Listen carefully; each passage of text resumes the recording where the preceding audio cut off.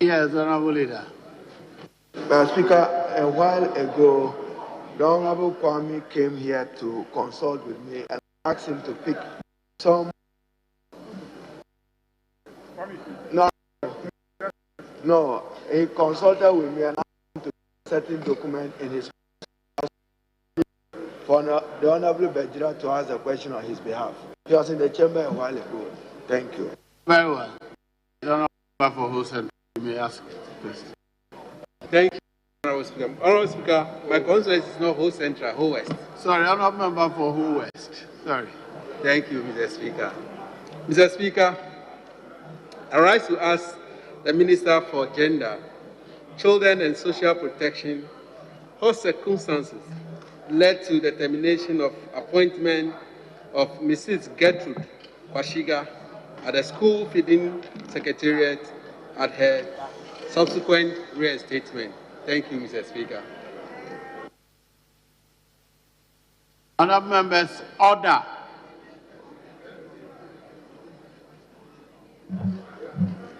Thank you very much, Mr. Speaker. Mr. Speaker, the question has just come to notice, and the answer is not with the table office now. So, Mr. Speaker, I will ask leave of you to step it down and come at an appropriate time.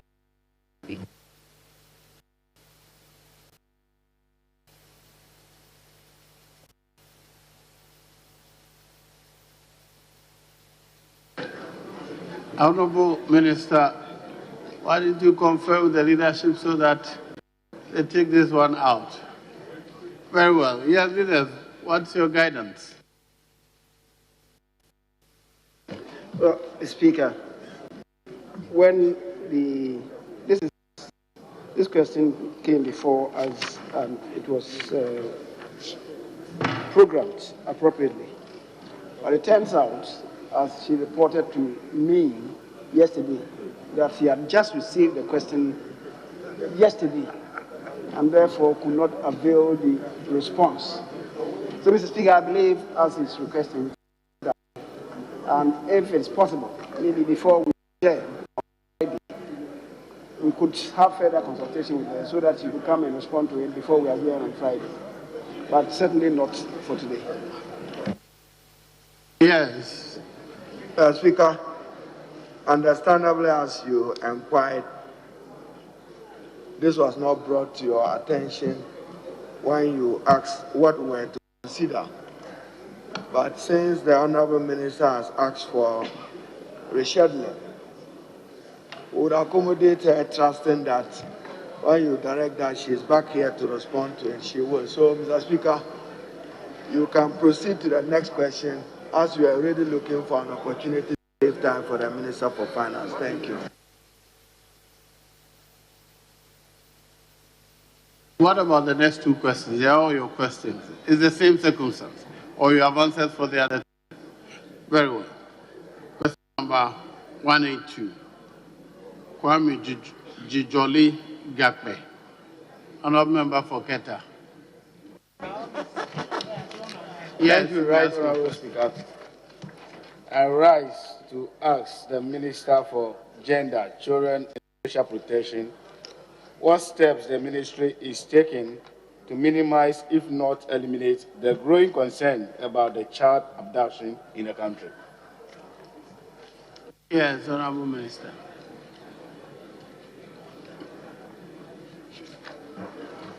Thank you very much, Mr. Speaker.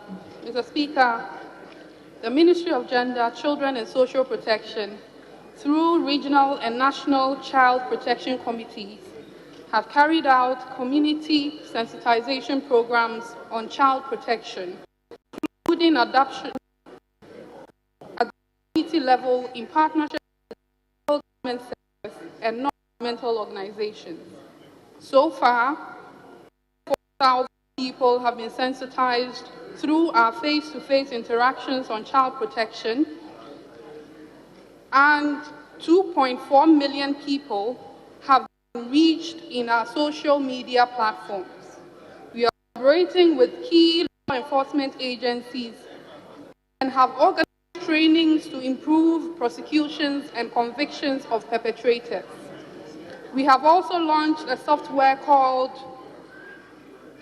the Social Welfare Information Management Systems, SWIMS, to facilitate and enhance collaboration among relevant stakeholders at the national and decentralized levels in the management of our social welfare cases. And this includes social protection. Implementation of this, we believe, will facilitate arrest and prosecution of perpetrators. We are also in the process of amending the Children's Act and the Juvenile Justice Act to provide for more stringent measures. Thank you, Mr.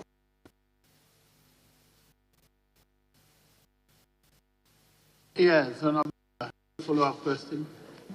Thank you, Honorable Speaker. I would like to ask the Minister, in her explanation, she made mention of arresting the people and people.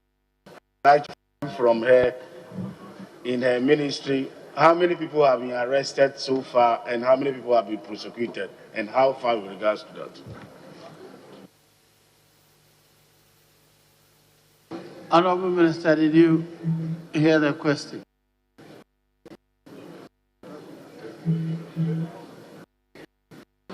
Thank you very much, Mr. Speaker. Mr. Speaker, the Ministry of Children and Social Protection on these matters works closely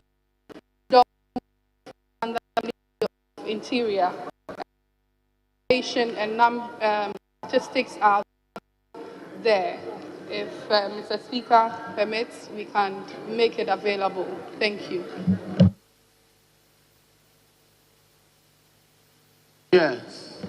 Thank you, Right Honorable Speaker. I would like to the Minister to furnish the House with that information because we'll be needing them. My next question is regards to sensitization education. She made mention in answering the question.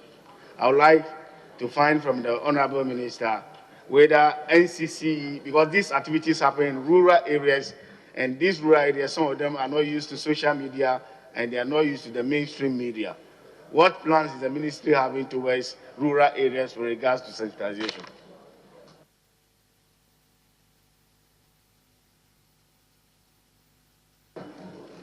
Thank you very much, Mr. Speaker. As I provided in my question, most of these programs are done rural level as well, and this is face-to-face. So those who have access to social media and other are also able to be sensitized. Thank you. Yes, your last one. Thank you, Right Honorable Speaker. I find out from the Minister whether traditional authorities or NCC are part of the educational program. Can you repeat the question, please? It was not clear to her. She mentioned the channels that they use in reaching out with regards to these issues. I would like to find from the Minister whether traditional authorities as well as NCC are also part of the channels her ministry is using to reach out to the community.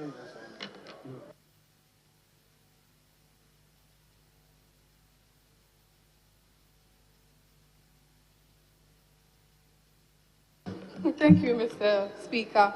Mr. Speaker, yes, traditional authorities and opinion leaders in these areas are made part of the sensitization programs at every community that we visit. Thank you, Mr. Speaker. Question number 183, also standing in the name of the Honourable Member for Keta. Thank you, Right Honourable Speaker.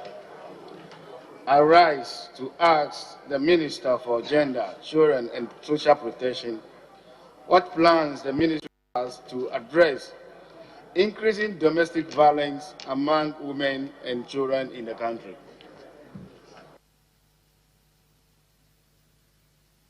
Yes, Honorable Minister.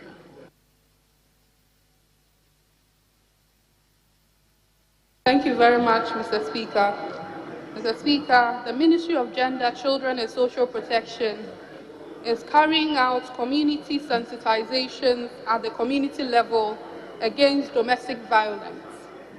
This is being done in partnership with our development partners, including the traditional and opinion leaders in these communities. We have set up 2 toll-free hotlines of hope for reporting of all social protection issues, which includes domestic violence cases. Mr. Speaker, the hotline numbers are 0800 800 800 and 0800 900 900. We also have set up an app called the Boame app, which is called the Orange Center, specifically for domestic violence cases. The number for this Orange Center is 0800 111 222. The lines are fully active and receive calls to support victims and the vulnerable groups. We have also renovated the domestic violence shelter, where we provide accommodation, care, and support to victims. Our ministry works closely with DOFSU for the prosecution of perpetrators. Thank you, Mr. Speaker.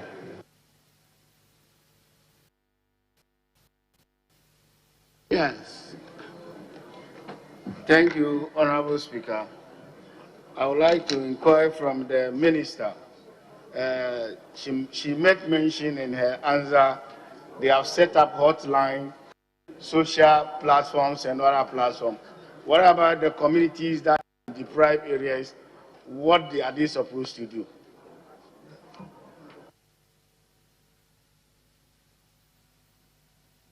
Yes, Honorable Minister. Thank you very much, Mr. Speaker. Mr. Speaker, as earlier stated in the question, the hotlines are only complementary to the sensitization that we do at the community levels. And I also know that the Ministry of Interior, through the Ghana Police Service, also has police posts around in cases of such violence against victims could be reported. Thank you, Mr. Speaker. Yes. Thank you, Right Honorable Speaker. I would also like to know from the Minister, those who are victims of domestic violence in terms of women and children, and then sometimes they are referred to health facility. What role does his ministry play? Because sometimes even signing the document at the medical facility, you need to pay, as well as even preparation towards police report. There are costs that involve. What role is the ministry playing in regards to that? Yes, Honorable. Thank you very much, Mr. Speaker. Mr. Speaker, the Ministry of Gender, Children and Social Protection, I'm happy to announce that all these statutory payments that has to be paid for victims of domestic violence, victims of rape, other assault cases, we've written to the Chief Justice of this country, and so those extra charges that victims have to pay will be waived, and we sent such notices to the Ministry of Interior so that the police will stop charging these fees before they get the health reports to prosecute. Thank you, Mr. Speaker. Yes. Thank you, Right Honorable Speaker. I also like to find out from the Minister, any time frame with regards to waiver of these fees, any time frame, because the variables are suffering, especially when they are filling the medical form. Remember, ask your question, please. The time frame with regards to that. Yes, Honorable Minister. Do you have any time frame to share?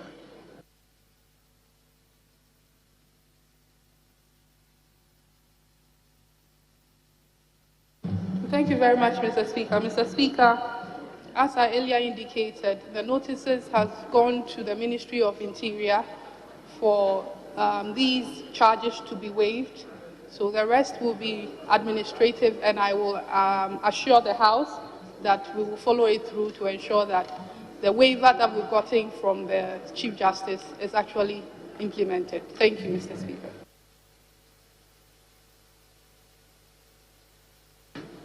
Very well.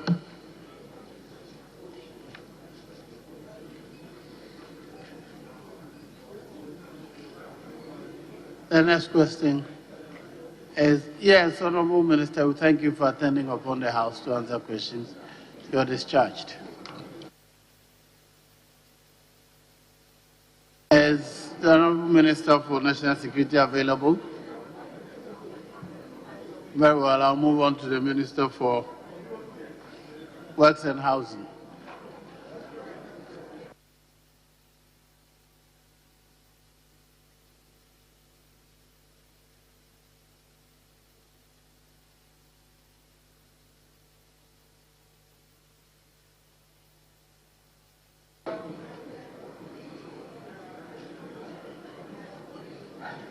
Question number 169. The Honorable Member for Keta. Thank you, Right Honorable Speaker. I rise to ask the Minister for Works and Housing what plans the ministry has towards dredging of Lagoon, the largest natural lagoon in West Africa. Thank you. Yes, Honorable Minister.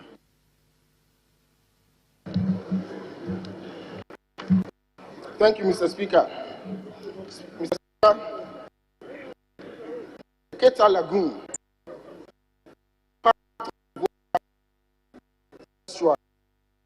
comprises complex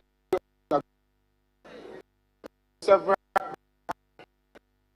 the lagoon complex is designated Rasma site, and this is about 130 kilometers in length. The lagoon is surrounded by many settlements and towns, which include Angoga, Woi, Keta, Kezi to the south, Anyaku, Denba to the north,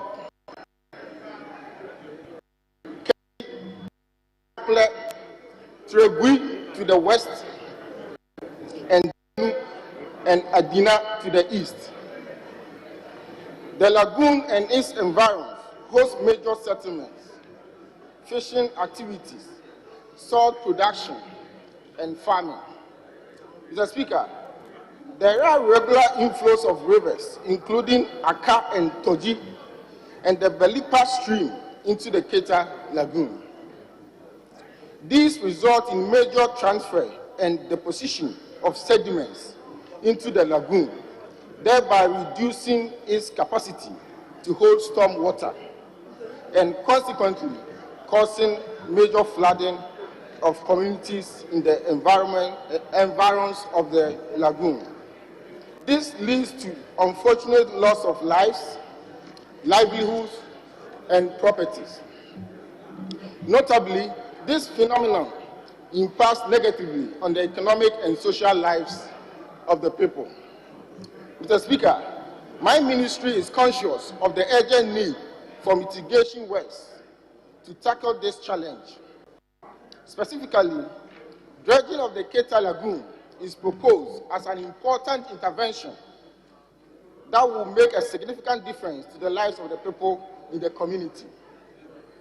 The ministry will therefore commence engagement with relevant stakeholders and make a case for funding to the Ministry of Finance to undertake dredging and other activities to enhance the safety of the communities in the environs of the Keta. Mr. Speaker, as I conclude, I wish to assure the honorable member and this august House that my ministry will provide updates on the progress we make in this effort. Thank you, Mr. Speaker. Yes, honourable member. Right, Honourable Speaker. I think based on the answer, I will take the words of the minister and I will keen follow up on this. Thank you very much. Very well. The next question is in the name of the honourable member for Sege, Christian Colette Otutai. Yes, you may ask your question. Thank you, Mr. Speaker, for the opportunity to ask the Minister for Works and Housing when the ministry will commence the construction of Adan West Sea Defense project. Yes, honourable minister. Thank you, Mr. Speaker. Mr. Speaker, the Ministry of Works and Housing has completed the first 2 phases of the Adan Sea Defense project to protect the Adan coastal stretch against beach erosion and flooding. The first phase entailed the construction of 7 armored rock groins, which provided protection to 5 kilometers of the Adan coastal stretch. Mr. Speaker, following the completion of the first, the second phase of the project was implemented to protect 10 kilometers stretch. The second phase involved the construction of 15 armored rock groins and dune heighting at low-lying areas over a stretch of about 14 kilometers from the Volta River estuary westward. The project included a beach nourishment campaign entailing the pumping of sand from the sea onto the beach with the aim of stabilizing the beach. About 5 million cubic meters of sand was pumped from deep sea in the process, Mr. Speaker. Mr. Speaker, any works under the third phase of the Adan Coastal Protection Project could consist of the construction of armored rock groins with beach nourishment over a stretch of about 10 kilometers to the west of Adan. Extensive feasibility studies will be required ahead of any works. The project will have the benefit of enhancing fishing activities, promoting tourism, and protecting lives, livelihoods, and properties. And it remains on our program for the future, immediate future, Mr. Speaker. The ministry has an ongoing engagement with the Ministry of Finance on its coastal protection program. And as funding becomes available, feasibility studies for the third phase will commence. Mr. Speaker, I wish to assure the honourable member and this August House that my ministry will provide updates on the progress we make in this effort. Thank you very much, Mr. Speaker. Yes, honourable member. Thank you, Mr. Speaker. And as the minister's answer was very clear and precise, but that it described that of Adan East. And my question is precisely looking for that of Adan West. So, from his answer, the only area I could gather that he's talking about Adan West is extensive feasibility study to be undertaken to implement the project, which is that of Adan West. So, may I know when would that be done? Because the question is talking about Adan West, for which we don't have any phase started yet. So may I know that of Adan West precisely? When will this feasibility study be done to commence the project? Mr. Speaker, I'd like the honourable member to repeat the question, please. It says your answer related to Adan East. When will any action be taken on Adan West? Thank you, Mr. Speaker. Mr. Speaker, with respect to the supplementary question, I want to assure the honourable member that I will check with the technical officials and get back to him as soon as possible. Thank you.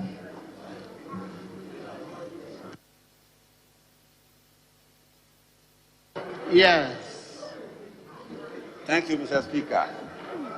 In that way, it means my question has not been answered. But then I will still go ahead and appeal to the minister if there are any interventions or support for the members or areas along the coastline where they are affected with tidal waves. Houses have been affected and people have moved. If there are any plans to support while you are take feasibility studies to start the plan. If there is any support in line or in your plans to support those who are affected with tidal waves. Meet with him after here. He will give you all that's available. Okay. Mr. Speaker, my question has not been answered. Then what do we do about it? He has offered an answer. If you think it's not sufficient, bring another question. Right? Yes, Honorable, upon the House to answer questions. You're discharged. Now, I see the Honorable Minister for National Security in the House. Honorable Minister for National Security.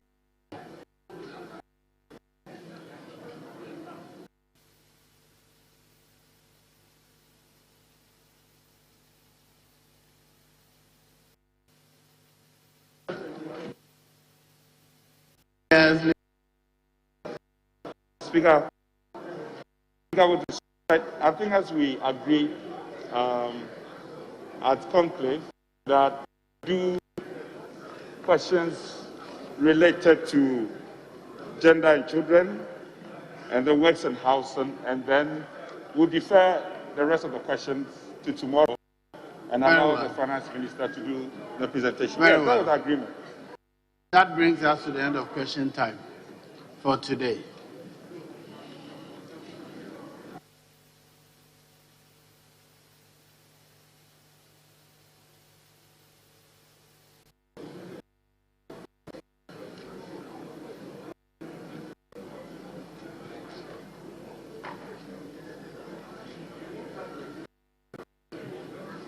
Honorable Leader, are we ready to do number 7?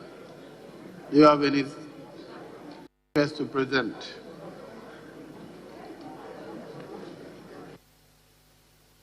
Speaker, unfortunately, none of us are ready.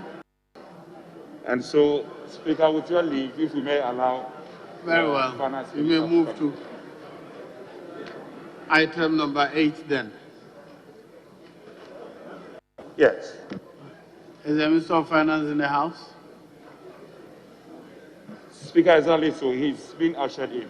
He must be here before I approve the motion.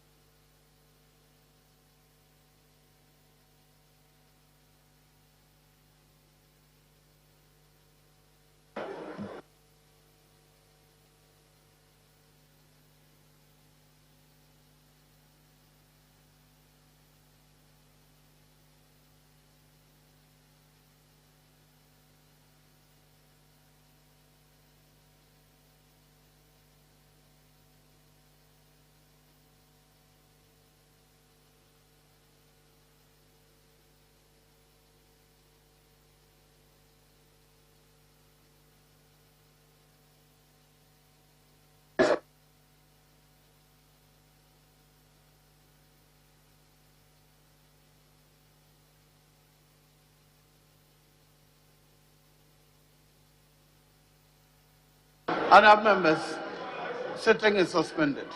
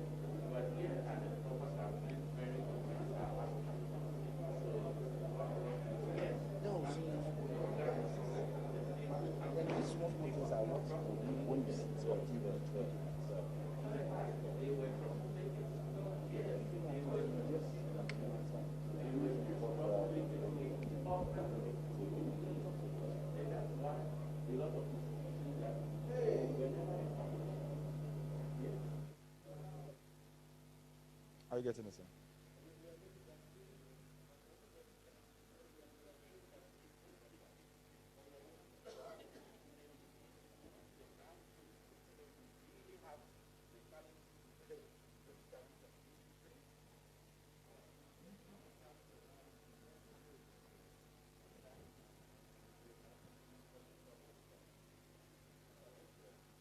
Testing mic 1 2 1 2 1 2. Testing mic 1 2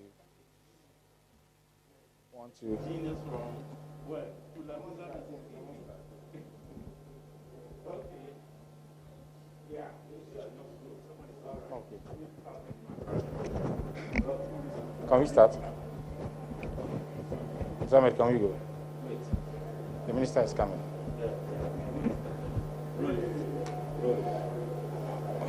So thank you so much for staying with us. We are broadcasting live from Parliament House, where Finance Minister Mr. Ken Ofori-Atta is expected to appear before the House to present the Media Budget 2021. Of course, the House is sitting and it has just gone on break because the minister is yet to arrive. But we'll be having some interactions with some members of the parliament to pick their thoughts before the minister even presents. And I have with me here the Minister for Lands and Natural Resources. Honorable, thank you so much for your time on GBC News. I know you are not part of the finance team, so to say, of government, but we want to know what this media may want to address. Well, thank you so very much, and thank you for having me. We are all waiting on the finance minister to present the media budget review. As you know, I'm privileged to be a member of the cabinet, and this is the budget of the president, and therefore the cabinet had the opportunity to discuss it and deliberate on it. And the presentation the Minister for Finance is here to make is doing so on behalf of the President of the Republic, and the entire government is in support of the measures that he's going to put out there. Really, what we're looking for is a situation, as we all know in Ghana, that post the pandemic, coronavirus has done a lot of havoc to the economy of our country. It's affected livelihoods, it's affected employment, it's affected the general well-being of the Ghanaian people. The budget the finance minister presented in March was geared towards recovery, ensuring that our country recovers from coronavirus and its effects. And indeed, this media budget he's going to present is also going to be an effort, a lot more effort at ensuring that the recovery process is expedited. Because at the end of the day, what we are looking for is a situation where the Ghanaian people will be relieved of their burdens. And as we all know, as a result of the pandemic, the situation is quite difficult for our people. I mean, the pandemic has affected almost every facet of national life. But it's a responsibility of government to put in place the requisite measures to crank up economic activity and ensure that the economy grows at a rate which will result in recovery. So that's exactly what we're going to do. We call on the Ghanaian people to support the Minister for Finance and the government so that in the shortest possible time, the Ghanaian economy can recover for us to create the hundreds and thousands and millions of jobs. Very finally, just within some few seconds, vaccine procurement has been a challenge, and are we going to see some commitment? Well, there's going to be a major commitment in that regard. The government generally is very committed. You know how the president has handled this issue, and the effort he and his government is made to ensure that they keep all of us safe. The problem and the difficulty with the vaccine has always been about the access. But I believe that this presentation is obviously going to make a commitment towards procuring enough of such medication to be able to help the Ghanaian people. So whatever the finance minister can do to ensure that at the end of the day, the population is protected, I believe you will do exactly that. Thank you so much. That's the Lands and Natural Resources Minister. We have the MP for Ward Central also here, Honorable Rashid Pabo. Thank you so much, sir, for your time. A key concern among the section of the public and, of course, the minority in Parliament here has been the constraints in the supply of vaccines. And we just had the minister, who is also a cabinet minister, telling us that government is going to make more commitments towards that in the media. Are you satisfied with that? Oh, not at all. In a media review, we are looking at a more economic directed intervention that can create value, that can create jobs, that can... President akufo-addo, I beg to move that this August House approve the media fiscal policy review of the budget statement and economic policy of the Government of Ghana for the 2021 financial year, which I present today, Thursday, the 29th of July, 2021. Mr. Speaker, I'm performing this function in fulfillment of Section 28 of the Public Financial Management Act 2016, Act 921. Mr. Speaker, this statement is an abridged version of the media fiscal policy review of the budget statement and economic policy of the Government of Ghana for the 2021 financial year. I respectfully request, Mr. Speaker, that the entire media fiscal policy review of the 2021 budget is captured in the Hansard. Mr. Speaker, in December 2020, the people of Ghana renewed their confidence in the President for another 4-year term.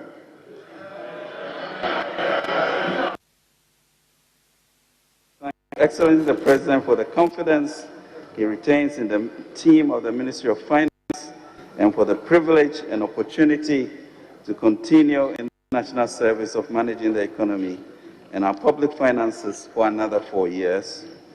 I also, Mr. Speaker, wish to extend my deepest gratitude to Honorable Osei Mensah Bonsu for the outstanding delivery of the 2021 budget statement and economic policy of government in March, and even buying a bag like mine.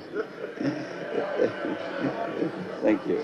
Mr. Speaker, I want to personally thank you for your noble and wise leadership over this unique composition of this 8th Parliament, and to assure you that government will continue to work with you and this House to deliver on the priority needs of our people. Again, permit me to express my heartfelt gratitude to this august House for your patience and forbearance in postponing my vetting and subsequent approval, giving me time to recuperate. I recognize the historic nature of the second term, and as indicated in my vetting, I commit to ensuring the protection of the public purse and the transformation of the economy. Mr. Speaker, it is my hope that the spirit of partnership that guided our work with the previous Parliament will continue to define our collaboration over the second term for the collective good of the nation. Mr. Speaker, it's difficult to attempt to normalize the catastrophe that has befallen the world. The devastating impact of the COVID-19 pandemic on lives and the global economy is widely acknowledged.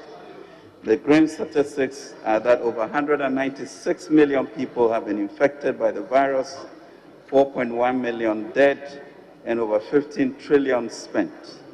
In Ghana, we join, Mr. Speaker, sadly, in mourning with the 823 families who have lost loved ones and pray for the recovery of those afflicted.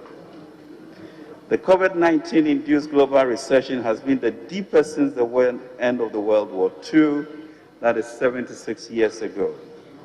The global economy contracted by 3.3% in 2020, a 6.7% decline relative to the 3.4% growth forecast by the IMF back in October 2019.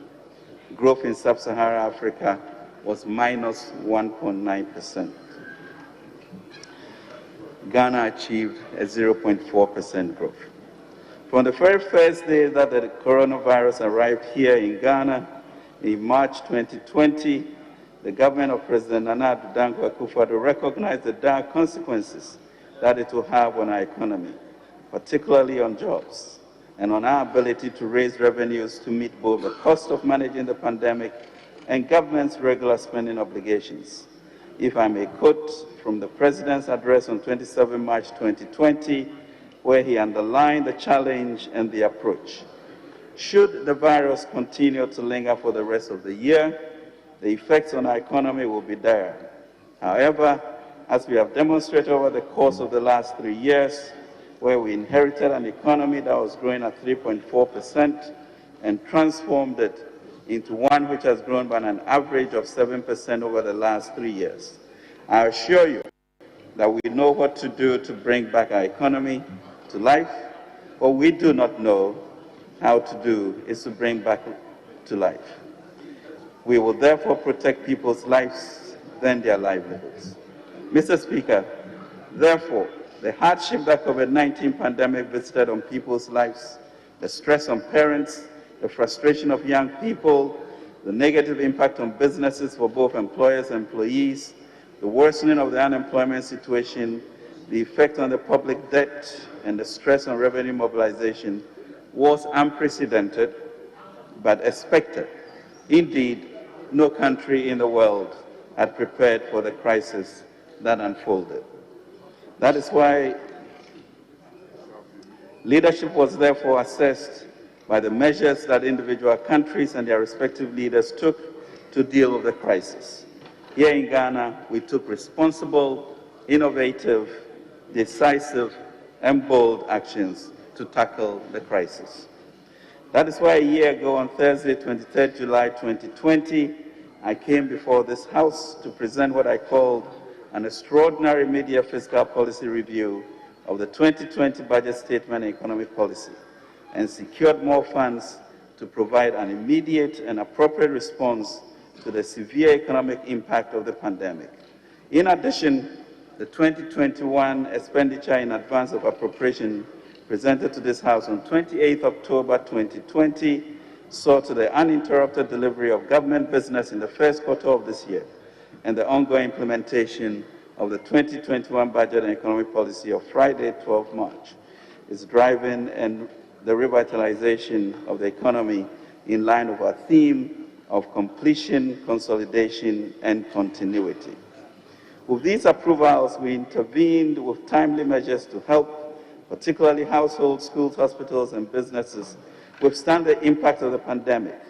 Government provided direct transfers to households through food distribution and absorption of water and electricity bills, tax waivers to frontline health workers, and stimulus packages to small and medium-scale enterprises were also provided.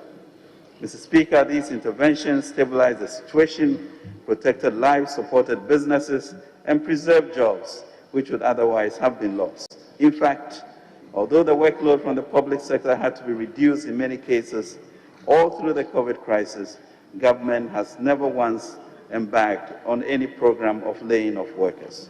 Rather, we have continued to pay all workers and even proceeded to employ more in some critical areas such as security and health services.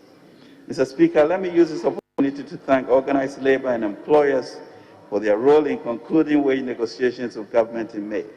The negotiations were marked by a shared understanding of the state of the economy, that we as a nation cannot share what we do not have, a collective will to improve productivity, raise more revenue, and ensure decent wages in the years to come.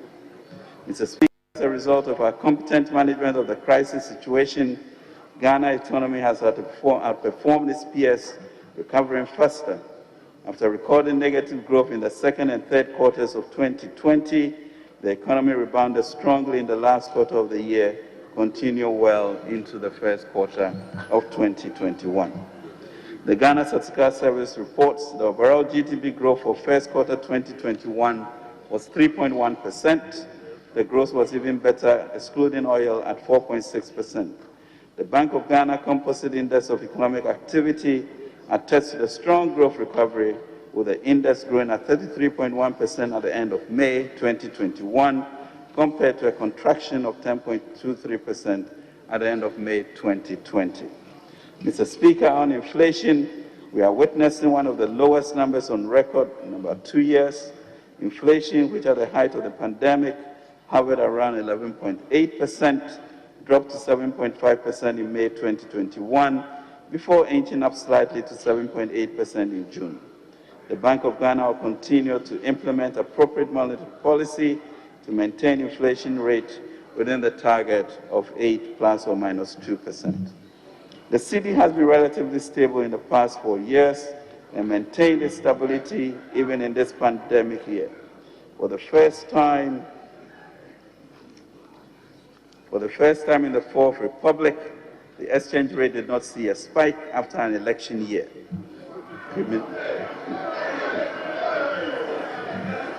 Cumulatively, from the beginning of the year to date, the exchange rate has depreciated by 0.6% against the US dollar and appreciating by 3.6% against the euro. This stability is expected to continue as we move towards the close of the year. The relatively strong performance of the external sector led to an increase in the reserves position to $11 billion US dollars, equivalent to 5 months of imports, one of the highest on record. This compares well with a reserve position of $9.2 billion, equivalent to 4.3 months imports cover in the corresponding period last year. Mr. Speaker, we are managing the finances of the country with discipline and competence. The fiscal operations for the period January to June 2021 indicate that the overall deficit was 22.32 billion Ghana cedis, equivalent to 5.1% of GDP.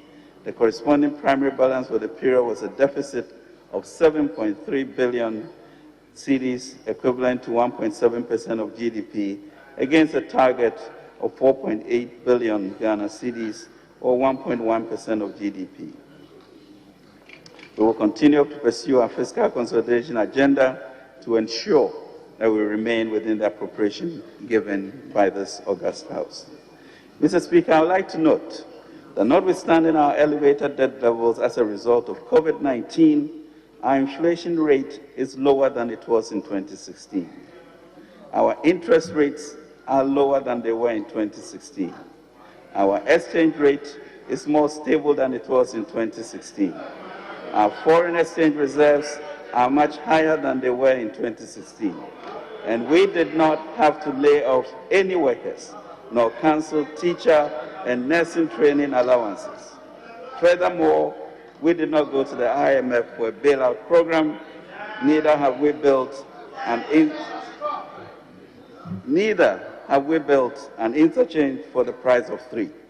This is because we have managed the economy much better than it was managed up to 2016. Let us, Mr. Speaker, not forget this. On the back of these and other deliberate policies, our country has attracted more foreign direct investment in the midst of the pandemic. As of end June 2021, total FDI into the country was valued at $954.2 million, indicating an increase of 71.2% from US $557.2 million recorded over the same period last year. Mr. Speaker, the strong rebound in growth, the low inflation rates, the stable currency, the strong reserve position, and FDI flows are clear indicators of an economy in recovery. Indeed, the strategic investments we collectively made in building strong economic fundamentals in the 3 years prior to this pandemic, as well as the subsequent speed, scope, and scale of our socio-economic response to the pandemic is fueling our recovery. Mr. Speaker, I stand before this august House today to assure the nation that our transformation agenda is very much on course. However, with COVID-19 still with us, it is important to stress that recovery is only the beginning, a beginning that requires our collective sense of responsibility and action as citizens to guide, protect, and participate in the recovery efforts. Mr. Speaker, this mid-year fiscal policy review that I'm presenting does not come with a supplementary budget, and our revised fiscal framework for 2021 is kept within the fiscal target of 9.5% of GDP. We are staying within the 2021 appropriation. Respectful Mr. Speaker, let me repeat. I'm not here today to ask for more money. I have not come.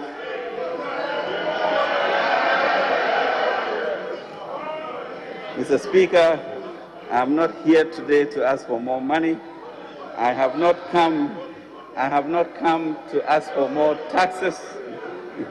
I have come to update the House on the performance of the economy for the first half year of 2021 and our plans for the unexpired term of the year consistent with Section 28 of the PFM Act. One of the serious impacts, Mr. Speaker, of the COVID-19 pandemic has been the loss of jobs, which has exacerbated the unemployment problem, particularly among the youth. As such, government is ready with a comprehensive program to tackle this intractable problem. The goal is to create employment opportunities for 1 million of our young people over the next 2.5 years by igniting, Mr. Speaker, a high spirit of entrepreneurship. We will count on the support of this august House for this. Our focus on taxes is to collect what is due the Republic. To this end, we are building a robust framework to expand a domestic revenue mobilization to focus on compliance and enforcement nationwide. We have established, Mr. Speaker, the Revenue Assurance and Compliance Enforcement, RACE, RACE. The remit of RACE, Mr. Speaker, is to identify and eliminate revenue leakages in areas such as petroleum bunkering, gold and minerals exports, port operations, transit goods, warehousing, border controls, and free zones operations, to name but a few. Mr. Speaker, I will now present an assessment of the programs we have and continue to implement in line with our strategy for completion, consolidation, and continuity, which is the theme for the 2021 budget and economic policy. These programs address the concerns of our fellow Ghanaians, especially our youth, and demonstrate our commitment to create sustainable and inclusive opportunities for all. Mr. Speaker, in fulfillment of our completion pledge, we have completed a number of projects and activities, including but not limited to the 4-tier interchange at Pokwase, the first of its kind in West Africa, to ease, and second in Africa, to ease travel constraints and enhance our productivity. The 85-bed Central Kunja District Hospital, located in Boape, to improve access to quality health care, key strategic factories to provide jobs and accelerate our industrialization agenda, including the new factory of Premium Foods Limited at Ejusu in the Ashanti region, one of the leading agribusiness in Ghana, Nano Foods Limited, pineapple juice processing factory at Nsewem, phase 1 of B5 steel plant in La Plega in Ningo Pram Pram, which when fully completed will become the biggest steel factory in West Africa, Toyota Tushu vehicle assembly plant in Tema, successfully securing the removal of Ghana from the Financial Action Task Force grades list, which has enhanced access to global markets and finance for our businesses, and the signing of seven implementation compacts under the Ghana Cares Obatampa program. Mr. Speaker, towards consolidating the gains made, we have, among others, pursued prudent macro-fiscal policies that puts us back on track to restore economic stability and growth, fostered a resilient financial ecosystem under Ghana Cares by establishing the building blocks for stronger and catalytic collaboration between institutions such as the Ghana Incentive-Based and Risk-Sharing Scheme for Agricultural Lending, GESAL, Ghana Commodity Exchange, GCS, Venture Capital Trust Fund, and the Restructured Ghana Enterprises Agency, formerly MBSSI, to anchor a new age of entrepreneurship, job creation, and wealth building for our post-COVID transformation. We issued a historic foreign currency denominated zero-coupon bond in our financing mix that's creating the fiscal space to build our financial resilience, and revamp the energy sector to further stabilize electricity supply for households and businesses. Mr. Speaker, our pledge on continuity has also driven us to continue to implement the phase 2 of the Ghana Cares Obatampa program to revitalize our economy after a successful execution of the stabilization measures in phase 1. Continue to implement our key flagship programs, including Free SHS, PFJ, 1D, 1F, among others, to enhance the quality of life of our people and further advance our transformation agenda. Continued our environmental agenda by embarking on a war against illegal mining, Galamsey, to preserve our water bodies and protect the environment. And continue government's historic partnership with labor and employers, and also with the faith-based organizations. Mr. Speaker, in addition to the above, we've continued to provide the needed resources, equipment, and personnel to maintain security and peace within our borders. We are on course, Mr. Speaker, to transform the security services to enable them to adequately respond to emerging national and sub-regional threats. Mr. Speaker, we are aware of various conversations and we will take appropriate measures at the right time, and we beg this House to support us in that bid. In line with government's agenda to enhance our global stature, Ghana placed a bid and was elected as a non-permanent member of the United Nations Security Council for the 2022-2023 term. Additionally, His Excellency the President was also elected unanimously for a second term as Chairman of the Authority of Heads of State and Government of the Economic Community of West Africa States, ECOWAS. President Akufo-Addo remains co-chair of the United Nations and Sustainable Development Goals Advocate Group with Norway's Prime Minister, Erna Solberg. He is also the AU champion for both financial institutions and gender affairs. As a result of the increased international visibility and exemplary leadership of the President during this pandemic, government has been able to procure and administer 1,271,393 doses of COVID-19 vaccines, while 865,422 people have received the first dose, 405,971 have been fully vaccinated with the second dose at the end of June this year. Mr. Speaker, our diplomatic efforts are yielding results, and we are expecting to receive through the COVAX facility 1.2 million Pfizer vaccines from the United States of America, 249,600 AstraZeneca vaccines from the United Kingdom. In addition, government has committed itself to purchase through the African Medicine Supply Platform 17 million Johnson & Johnson single-dose vaccines. Furthermore, the President has set up a committee dedicated to facilitating our domestic capacity to manufacture COVID-19 vaccines, beginning with the process of fill and finish. Mr. Speaker, on the economic front, the additional policies and strategies outlined in the Ghana CD 100 billion Ghana Cares Over Tampa program will be vital in our journey towards economic recovery and transformation. Our strategy to place the private sector at the heart of this endeavor is to accelerate competitive import substitution and export expansion to generate sustainable jobs for our teeming youth under 35 years of age, who make up about 71% of our population. Mr. Speaker, the unemployment situation in our country has been exacerbated by the COVID-19 pandemic. This is a situation which we'll confront aggressively. Indeed, it is an issue that will be at the forefront of our national discourse. The future of our young people and their livelihoods are of utmost importance to us as a nation. It requires urgent action, and the President has directed that we consolidate and implement new programs and projects to address it. It is crucial to our destiny. Mr. Speaker, over the course of this year, like many of my colleagues in government and in this House, I have traveled around the country, engaged with the people, especially young people. We have listened to them and heard their concerns.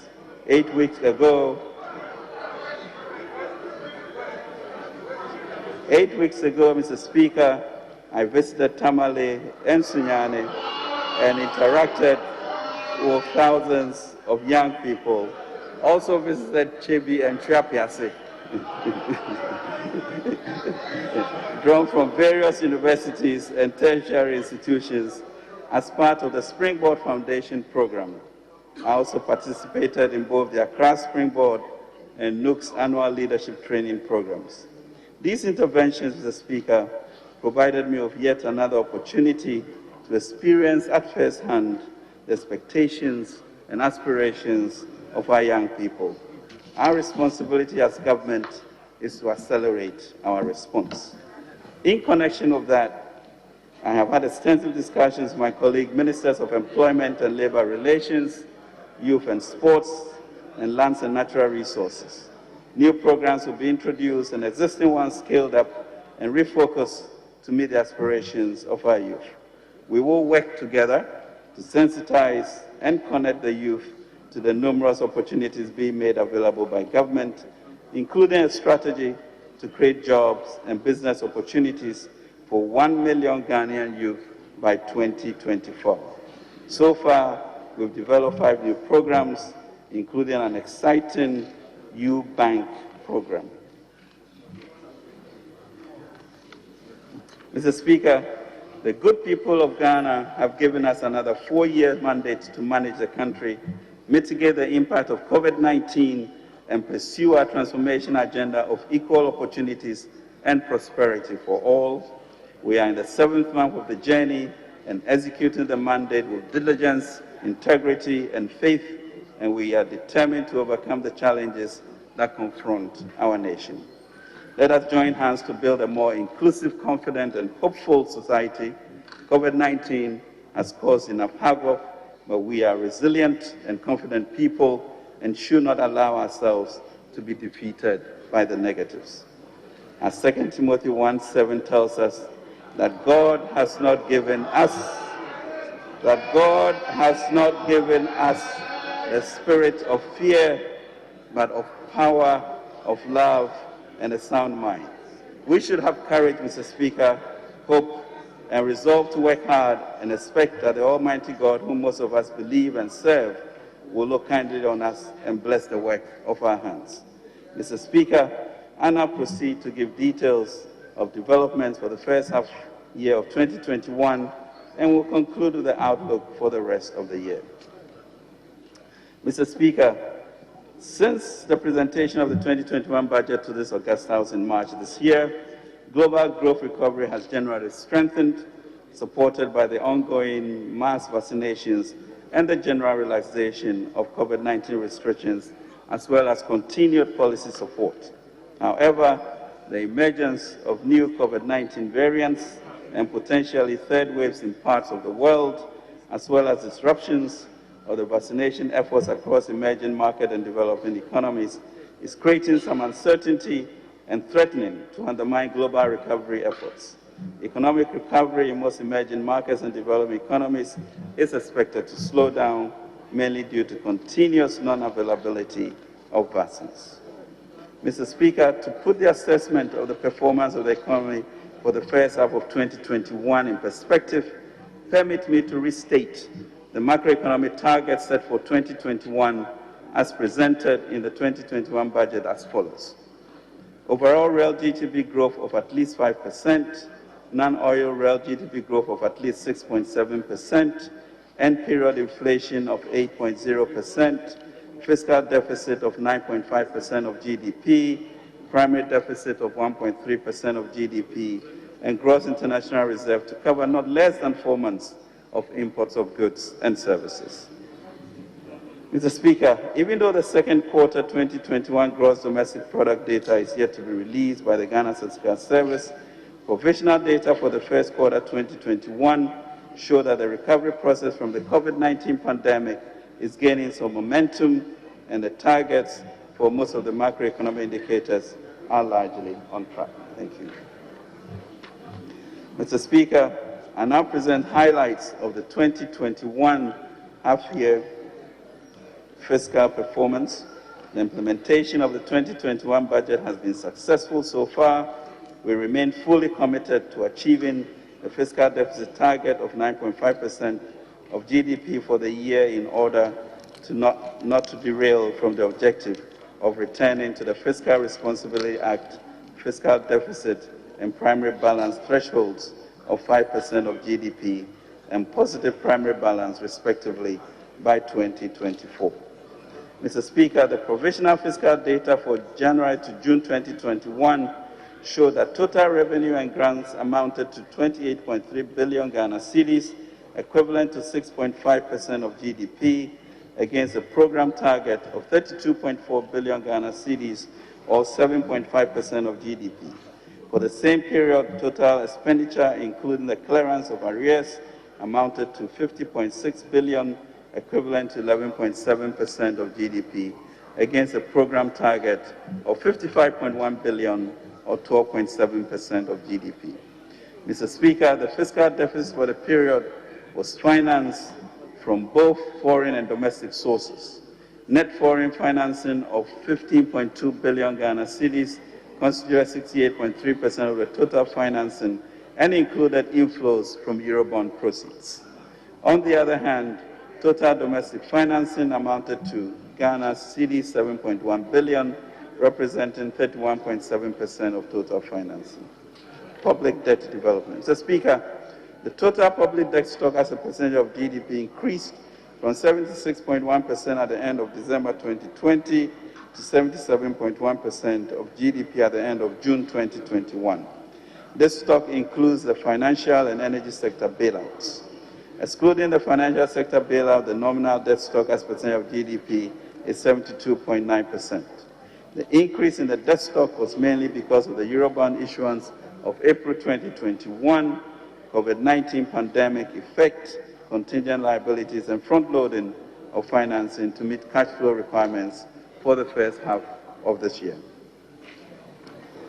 Mr. Speaker, the loss of human capital as a result of COVID-19 continues to be devastating.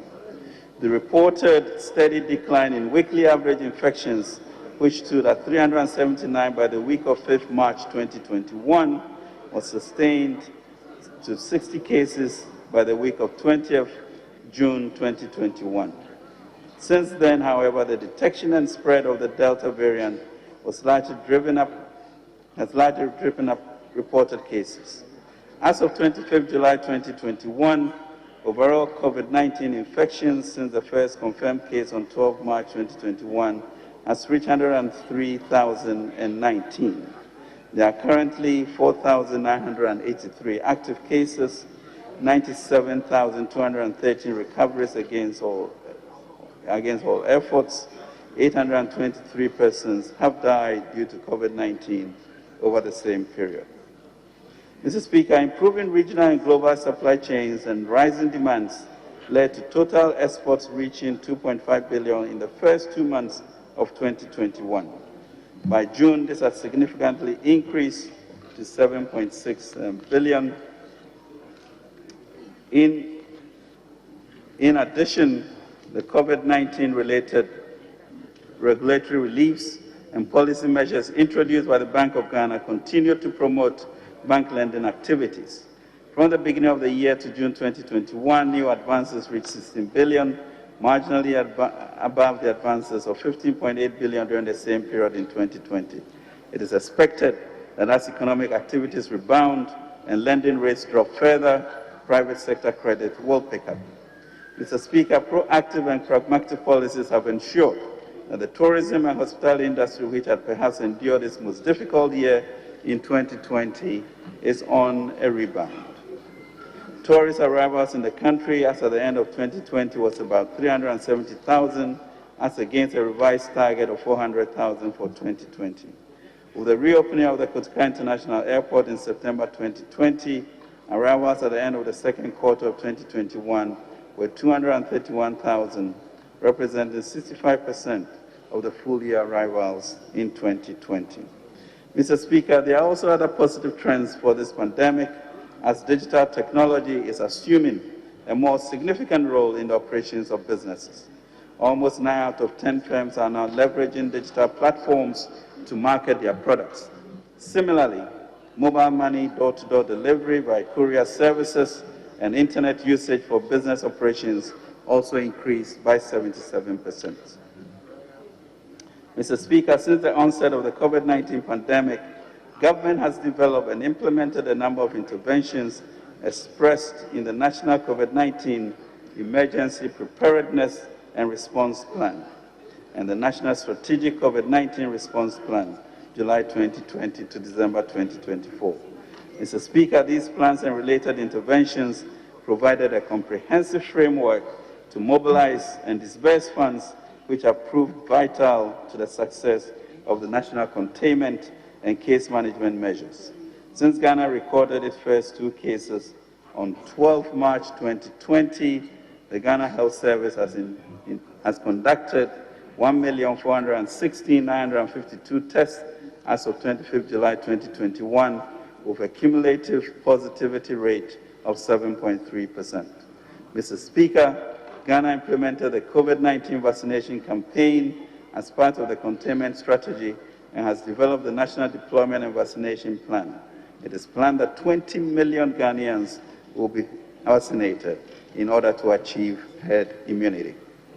Mr. Speaker, we have upgraded our national, regional, and district cold chain facilities to widen our access to vaccines like Pfizer and Moderna that require -70 degrees centigrade cold chains. These include 16 ultra-low cold freezers, 58 units of ultra-low freezers, 50 normal vaccine refrigerators, 300 boxes to be filled with ice packs, 300 ice-packed freezers, 10 cold chain vans, and 120 temperature monitoring devices. Government has also committed to providing seed funding of $25 million towards the development of the country's capacity to produce vaccines domestically. This will be achieved through the establishment of a National Vaccine Institute. Mr. Speaker, the pandemic further threatened our efforts to tackle discrimination and inequality against women, since the sectors hard hit by the crisis, like tourism, hospitality, and small-scale retailing, employ a large number of women. It is important to note that Ghana was one of the few countries in the world that devised a plan to ensure that the impact of the pandemic on MSMEs will be minimized.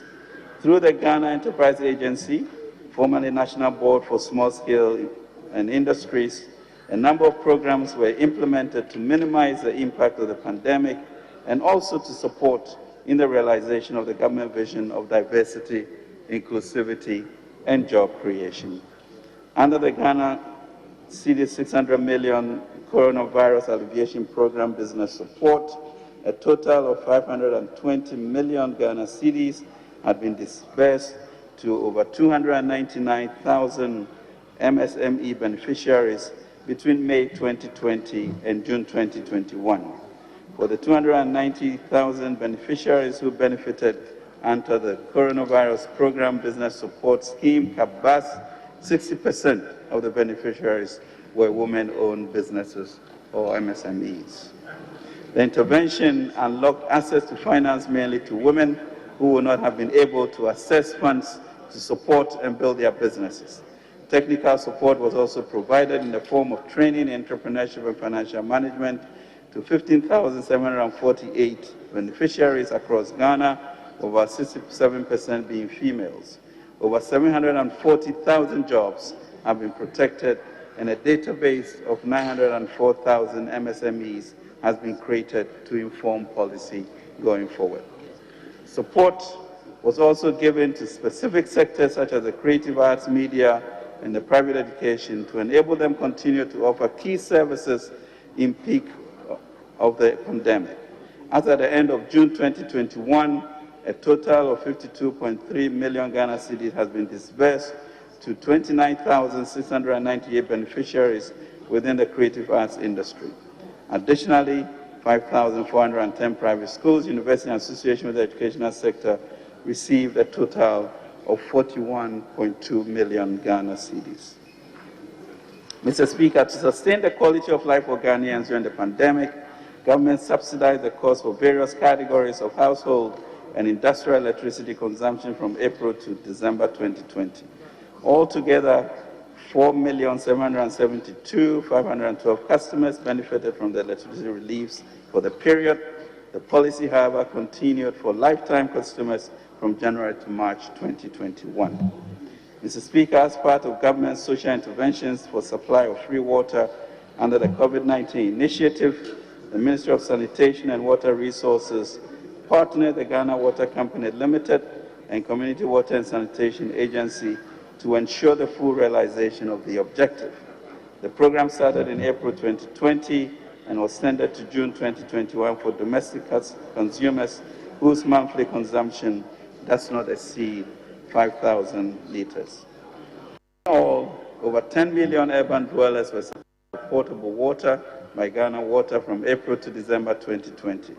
This initiative currently supplies free water to a total of about 2.3 million urban domestic dwellers whose monthly consumption does not exceed 5,000 liters of potable water at a cumulative cost of 836.82 million Ghana cedis. Mr. Speaker, CWSA, on the other hand, supplied 17.9 billion liters of potable water to rural and peri-urban population of 5.8 million at a total cost of 100.28 million Ghana cedis between April 2020 and June 2021. Mr. Speaker, the COVID-19 National Trust Fund was set up under Act 1013 to receive and manage contributions and donations from well-meaning individuals, groups, and corporate bodies. As at 30th June 2021, the COVID-19 National Trust Fund had received a total amount of 57.15 million in cash donations. These donations were made between the period April 2020 and March 2021. As of 30th June 2021, the fund had disbursed an amount of 52.5 million Ghana cedis for various programs, as well as procurement of items. Mr. Speaker, the COVID-19 pandemic has forced Africa into a liquidity crisis that needs to be reversed. At the just ended 2021 Africa Development Bank Annual General Meeting in Accra, African finance ministers were in consensus that the current global financial architecture, which was designed about 75 years ago without Africa, has become less responsive to Africa's liquidity and financing need, and is no longer fit for purpose.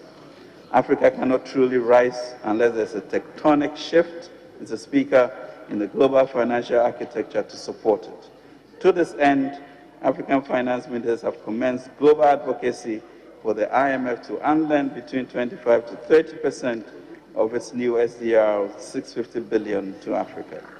We are also advocating for the establishment of the African Stability Mechanism and the African Liquidity and Sustainability Facility, akin to the European Stability Mechanism. The African Stability Mechanism will protect the continent against external shocks by providing instant emergency access to financial assistance for countries in financial difficulty. The Liquidity and Sustainability Facility could also underwrite a more effective market in African debt that reduces the high liquidity premium African countries pay for sustainability-linked investments.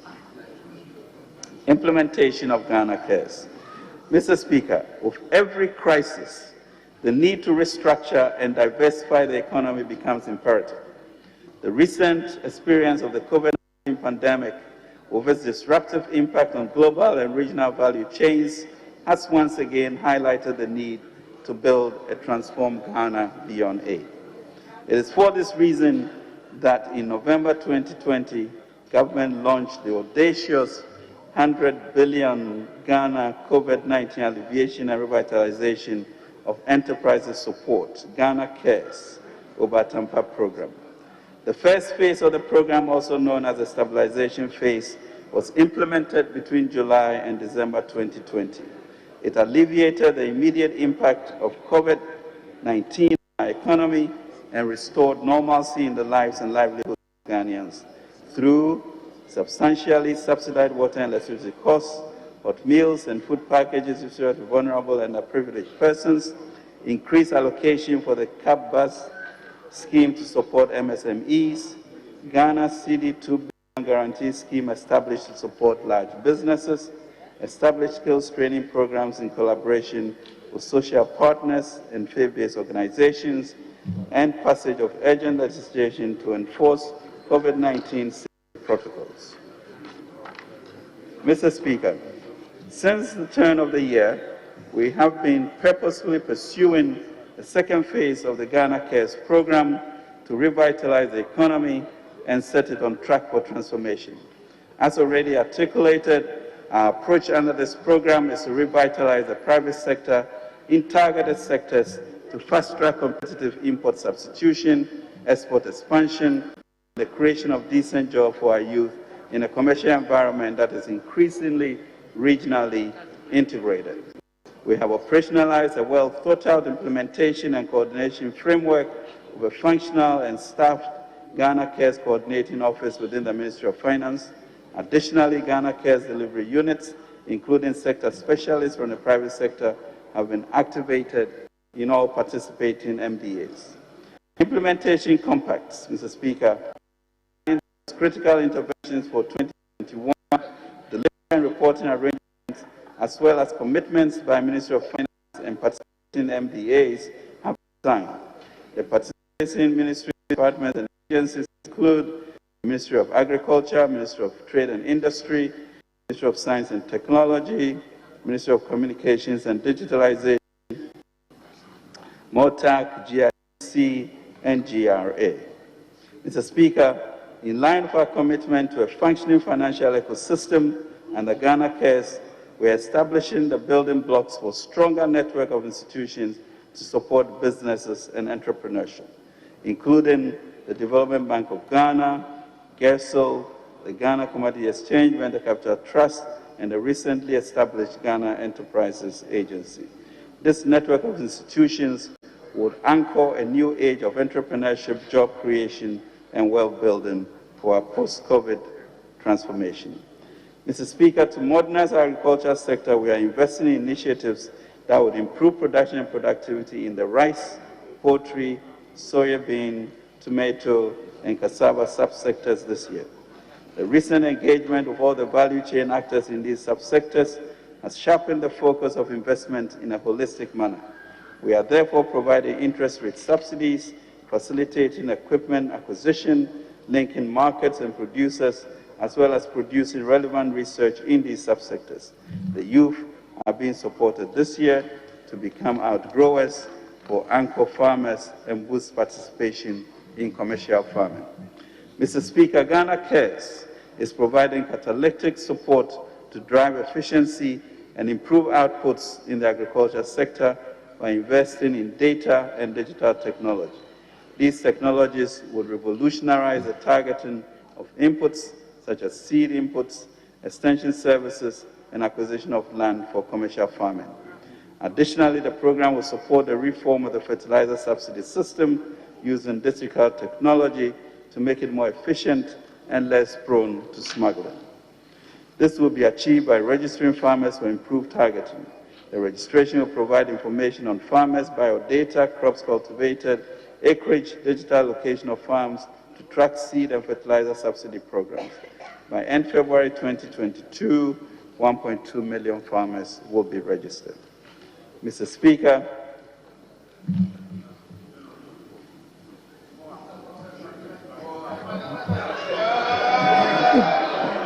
thank you.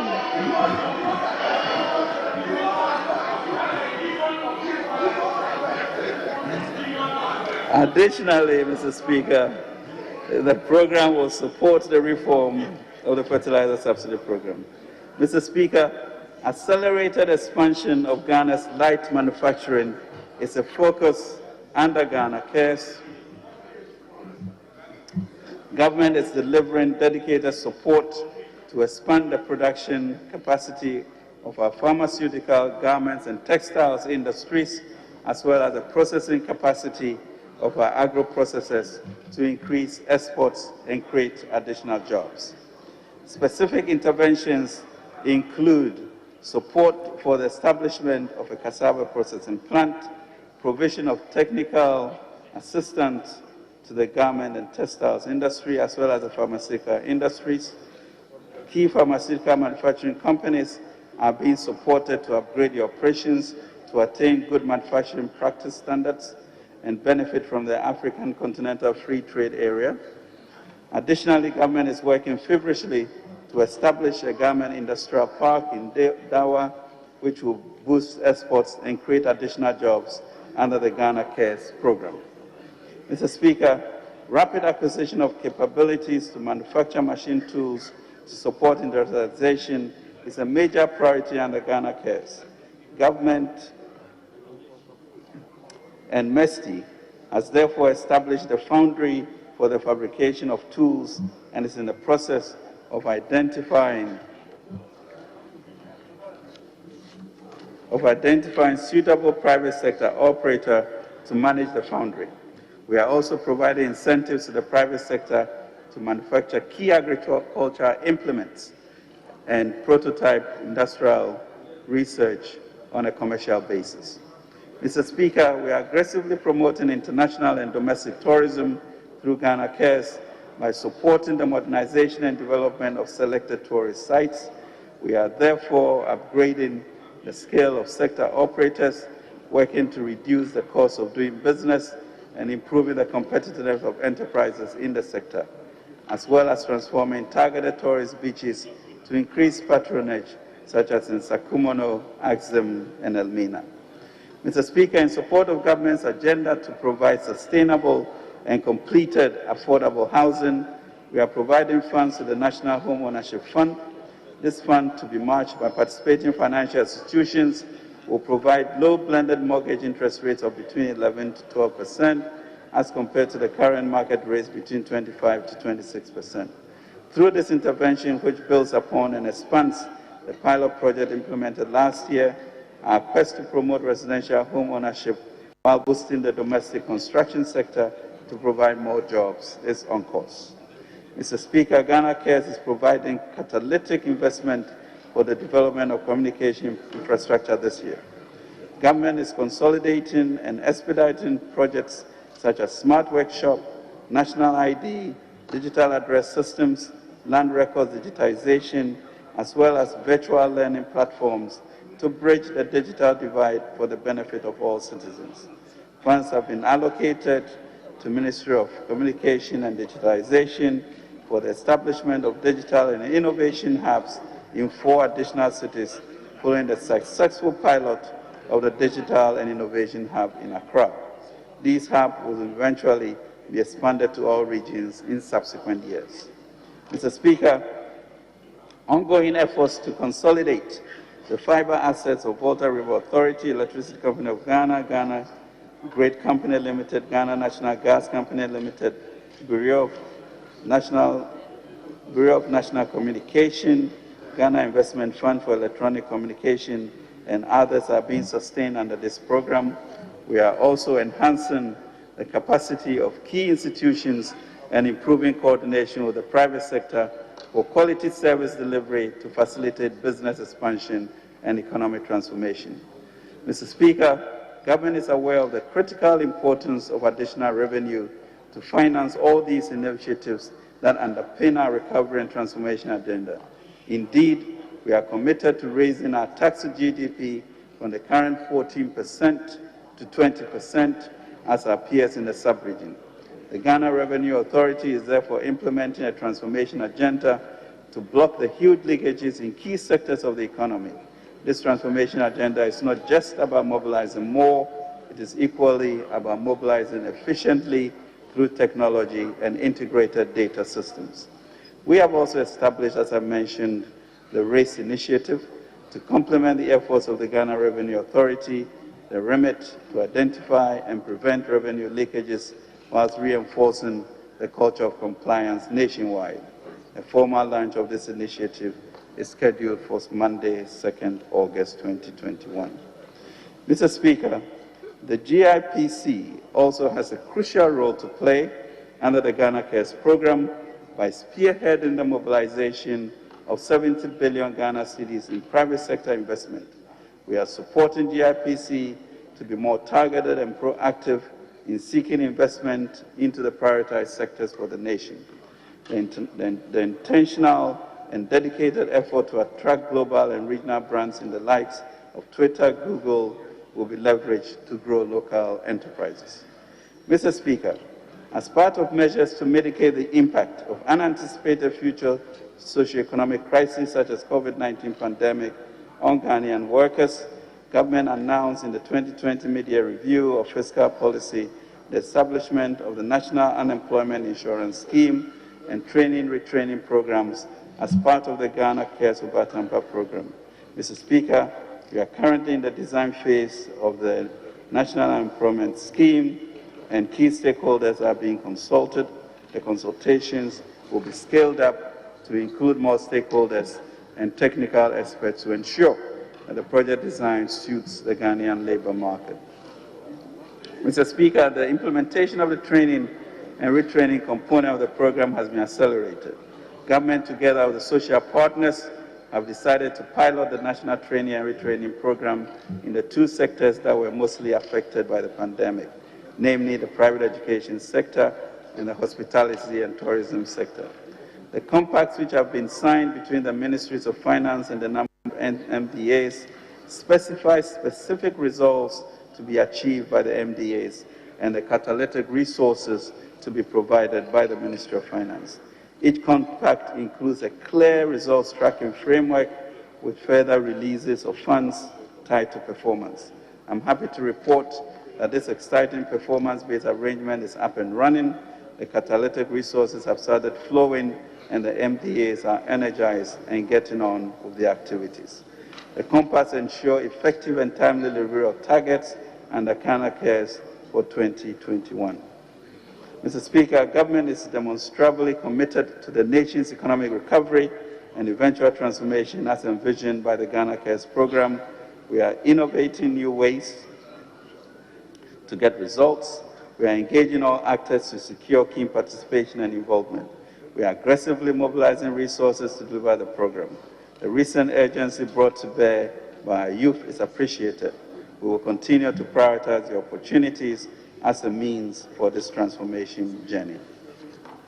Mr. Speaker, the implementation of the Ghana Cares complement the existing flagship programs such as Free SHS, PFG, 1D, 1F, among others, which are being rationalized to enhance the quality of life of our people and further advance our transformation agenda. To this end, the recent challenges relating to the school feeding program and IPEP and caterers are being resolved. Mr. Speaker, despite the generally strong performance of our economy in recent decades, the issue of unemployment of our youth, who constitute close to 71% of our population, persists. The situation has been exacerbated by the pandemic, by the impact of this pandemic. Taking the lesson from recent past, we are deliberately intervening to avoid a jobless economic growth and recovery. Mr. Speaker, at a strategic level, our comprehensive and holistic response to the employment and jobs issue remains anchored on the private sector. It is for this reason that government's program transformation agenda is easing the constraints of the private sector to enable them to expand and provide jobs for the youth.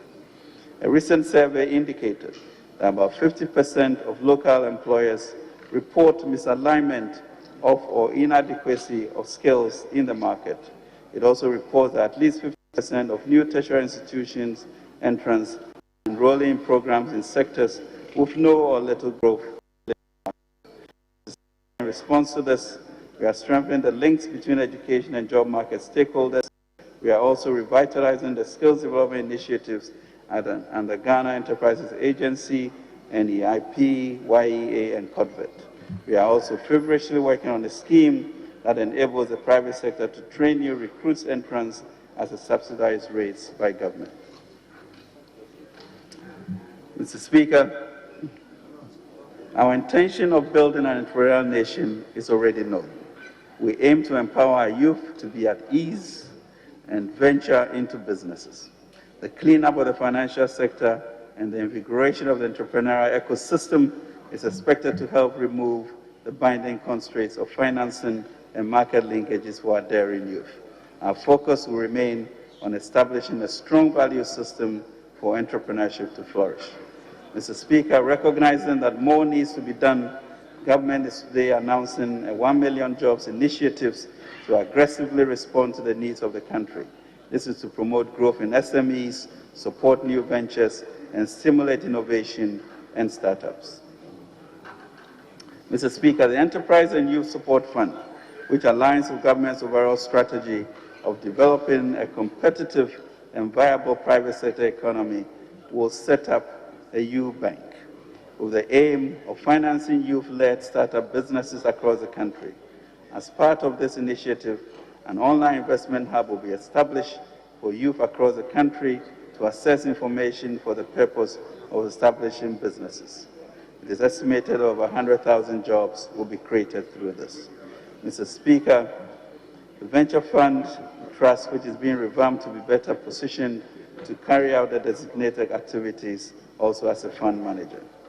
Mr. Speaker, we are also pursuing the Obatampa Youth Entrepreneurship Drive, Ghana Skills and Entrepreneurship Development Project, Student Entrepreneurship Initiative, the Youth in Community Improvement Model, and the Alternative Employment and Livelihood Program as direct interventions in targeted sectors to help our youth live decent lives and contribute to nation building. These interventions are clearly designed to bring us closer to confronting the jobs and employment challenges of our youth. With ensure dedicated resources, the Ministry of Finance and all participating institutions will next month sign an implementation compact on youth employment, which will tie release of resources to delivery of results. This compact will also track youth-focused initiatives across the value chain of interventions under the Ghana Cares program. Women-focused interventions. Mr. Speaker, women have been disproportionately impacted by COVID-19 pandemic. Government is activating a policy to have 20% of procurements awarded to women. Women will also be supported with specific capacity building programs and will be empowered to leverage the danger-sensitive lending policies to be implemented by the Development Bank of Ghana. Mr. Speaker, His Excellency declared 2021 as the second year of roads, and government prioritized roads for economic development and putting the economy back on track following the devastating impact of COVID-19 pandemic. From January to end June 2021, routine maintenance was carried out on 11,174 kilometers of trunk road network, 5,389 kilometers of the feeder road network, and 2,937 kilometers of the urban road network. Additionally, periodic maintenance comprising regraveling, spot improvement, and resealing works were carried out in the same period on 44, 167, and 262 kilometers of trunk, feeder, and urban road networks, respectively. Mr. Speaker, works were completed on the Tema Motorway Runabout Phase 1 in June 2020. The second phase of the project, which involves the third tier of the interchange, is expected to take off by third quarter 2021, following the completion of Phase 1 of the Obecha-Bilamte Circle interchange and other ancillary works. Work on Phase 2 has started and currently at a physical progress of 15%. In 2020, works were also started on the La Beach Road project, which involves improving capacity along the Accra-Tema Beach Road and the construction of a 3-tier interchange at Nungwa Barrier. Physical progress for lots 1 and 2 is 13% and 11% respectively. Mr. Speaker, physical progress of work on the Kumasi Lake roads and drainage extension projects is 73% complete as at the end of June 2021. The construction of 7 bridges is also on the way, and the completion with 4 bridges launched and 1 at substructure level. Overall progress is 70% at the end of June 2021. Mr. Speaker, works began in 2020 for the construction of 50 bridges nationwide aimed at improving connectivity in areas cut by waterways. The first batch of 21 steel bridge components have arrived in the country. Work have started on 14 of the substructures and 3 were completed. Government has awarded contracts for the implementation of 84 critical regional and inter-regional roads projects with an estimated length of 2,237 kilometers at a cost of 7.8 billion Ghana cedis. Mr. Speaker, even though Ghana remains a pillar of stability in the region, the sub-regional security situation continues to be rather volatile. Terrorist threats and general cross-border security issues are becoming increasingly imminent in view of the continuous terrorist attacks in the Sahel region, and particularly from Mali and Burkina Faso. In particular, the southward drift of activities of violent extremists, terrorists, and pirates in the Gulf of Guinea have become more widespread, frequent, and deadly with the underlying dynamics.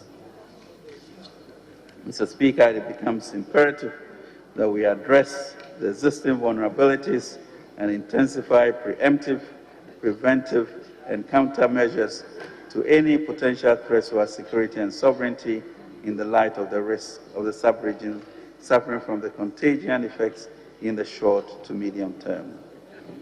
Mr. Speaker, government has revamped and retooled the Ghana Boundary Commission since the beginning of 2021 to undertake its strategic mandate of determining and demarcating the land boundaries and delimitation of maritime boundaries of Ghana in accordance with accepted principles of international law. Mr. Speaker, we also working further to retool the intelligence agencies through the continuous demonstrate leadership on sub-regional issues coordinated through the Accra Initiative, which serves as a coordinating and intelligence sharing platform with neighboring countries. Mr. Speaker, we'll come to this honorable House in support of the security of Ghana. Mr. Speaker, the Ghana Infrastructure Investment Fund was established to mobilize, manage, coordinate, and provide financial resources for investment and infrastructure projects and ease the burden of quasi-public debt on our budget. Over the last decade, we've witnessed an increased trend where sovereign funds have been deployed as catalysts for growth and developing emerging markets such as Asia and Middle East. This is also beginning to be adopted in Africa, and the government of Ghana intends to allow GIF to increasingly play such a role for Ghana. The government intends to reduce our infrastructure gap by enabling GIF to drive sizable but economically viable infrastructure projects to conclusion, which will create additional fiscal space for government to operate. As such, it is a vehicle to be used to restructure and refinance expensive debt of the independent power producers in the energy sector, as well as take energy equity positions in some cases to help reduce the fiscal burden of overcapacity charges we've been left with. Negotiations with several of the independent power producers are in their final stages. Government also intends to use GIF as a vehicle under the Ghana Cares program to drive our structural transformation through funding for critical infrastructure such as the district hospitals, Agenda 111, quality and affordable housing, improved rail and road networks, and ICT infrastructure. We've therefore revised the Earmarked Funds Act to allow a 20% increase in the allocation of ABFA CAPEX to GIF for the funding of Agenda 111 and other development expenditure. Mr. Speaker, on the 26th of April 2020, His Excellency the President, as part of his 8th address to the nation on government's efforts to combat the coronavirus pandemic, laid out an ambitious plan to tackle Ghana's health infrastructure deficit and restore the country on the path of achieving economic and social transformation. This transformation project, now dubbed in the 111, will require the government to construct standard district hospitals, 6 new regional hospitals, 1 regional hospital for the Western region, rehabilitation of the Fiakwanta Hospital in the Western region, constructing 2 new psychiatric hospitals, construction of a new Accra Psychiatric Hospital. The objective is to use the local teams comprising of Ghanaian consultants, project managers, and construction firms. It is envisaged that upon the successful completion of Agenda 111, Ghanaians across the country will experience a marked improvement in access to healthcare. Mr. Speaker, government and the project coordinating team have worked tirelessly on phase 1, and I'm happy to report that pre-contract works have been completed for 88 sites for the district hospitals.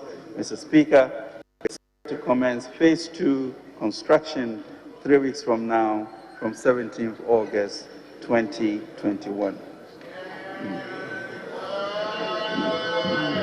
Mr. Speaker, important projects such as Agenda 111 requires extensive preparation and due diligence. We are confident and happy with the level of detail and attention that has gone into the pre-contract works. Rehabilitation and expansion of the Sunyani Airport. Mr. Speaker, the rehabilitation and expansion of the Sunyani Airport aligns with government's objective to have at least an operational aerodrome airstrip in each of the regions in the country. The rehabilitation expansion will adequately address the current operational challenges and propel business and industrial growth in the Puno region and its catchment area. Lands and mining. Mr. Speaker, the Ministry of Lands and Natural Resources, in line with the President, has held a national dialogue followed by 2 regional dialogues on small-scale mining. Following this, several measures are being put in place to build a sustainable, viable, and responsible small-scale mining industry that protects the national environment, the ministry will beef up the personnel and other logistics of the Inspectorate Division of the Minerals Commission to undertake strict monitoring and enforcement of our mining laws. Our Lands Commission commenced the process of education and sensitization on the new Land Act 2020, Act 1036. Efforts to protect forests and recover lost ones have included Green Ghana project, which saw the planting of over 5 million trees on June 11, 2021, the Green Ghana Day. The outright ban on the harvesting and exportation of rosewood, and the declaration of forest reserve in red zones for mining. Mr. Speaker, the ministry also has a program for alternative employment and livelihoods, which will be rolled out soon. As part of these efforts, the program will be anchored on 6 main interventions, namely national land reclamation and reforestation, agriculture and agro-processing, apprenticeship, skills training and entrepreneurship, responsible, viable and sustainable community mining, mine support services and community enhancement projects. These initiatives will target mainly illegal miners displaced by the ongoing efforts to sanitize the mining industry. Government recognizes the need to protect our environment just as it finds it necessary to provide alternative employment and livelihoods for our compatriots who will inevitably fall through the cracks. Mr. Speaker, initially this will be in the Ashanti, Eastern, Western, and Western North Central regions. We are determined to ensure the responsible or sustainable exploitation of the lands and natural resources of our country. Mr. Speaker, on energy, the COVID-19 pandemic has amplified the campaign for a transition away from fossil fuels. Given the prevailing sentiment around energy transition, there's a strong possibility that Ghana may be left with stranded assets unless we accelerate our exploration activities and develop a homegrown strategy to extract our fossil fuel. As such, GNPC is looking at opportunities for a subsidiary, GNPC Exploco, to acquire such assets and become an operator in its own right to ensure the expeditious development of our hydrocarbon resources. The new strategy may require an amendment or revision of the PRMA to allow GNPC to enter into some reserve-based lending transactions in order to be able to raise the required financing to consummate these acquisitions and to finance the exploration and development of such fields without having to rely primarily on GOG for funding. Mr. Speaker, to that extent, GNPD has already identified some major potential acquisition targets of offshore blocks and has entered into discussions with the shareholders with an aim to acquiring controlling equity stake and eventually becoming operators through Exploco. We shall always come back to the House with any agreements once concluded. Mr. Speaker, the United Nations Sustainable Development Goals call for urgent action by all countries aimed at encouraging sustained economic growth underpinned by social, economic, and environmental sustainability, a blueprint for peace and prosperity for people and the planet now and in the future. Accordingly, the government of Ghana recognizes that we must be at the forefront and promote the building blocks for an inclusive and sustainable recovery. Our focus remains to move urgently toward opportunities and solutions that achieve sustainable and broad-based economic growth without harming our climate or leaving hundreds of millions of families in poverty. As such, government has commenced discussions with international organizations such as the World Economic Forum to identify SDG financing gap and develop a roadmap to attract innovative finance to close the gap for the attainment of the SDGs by 2020. Ghana and Switzerland have also agreed on a roadmap for 50 million tons of carbon capture. Globally, the international capital markets is moving its financing appetite towards sustainable innovatorship that supports such goals. Ghana is also keen on positioning itself to benefit from the desire to provide such financing by developing an ESG framework which will allow proceeds raised or an amount equivalent to such proceeds raised to be used for financing or refinancing eligible green and sustainable projects such as renewable energy, health, education-related infrastructure, amongst others. Mr. Speaker, our partnership with FBOs has directly and indirectly benefited over 46,000 and 100,000 trainees, respectively, in fashion, catering, cosmetology, electronics, soft business, and managerial skills. Efforts are being made to roll out the next phase by end of the third quarter. We continue to count, Mr. Speaker, on our SBO partnerships to sensitize and ensure adherence to the life-saving mask-wearing, social distancing, and enhanced hygiene protocols within our communities. Mr. Speaker, work on the National Cathedral is progressing speedily, and following the program of the contractors, and with God helping us, the National Cathedral is expected to be officially commissioned on March 6, 2024. Upon completion, the National Cathedral will provide a sacred space for formal religious activities of state and symbolize the enormous contribution of faith to nation building.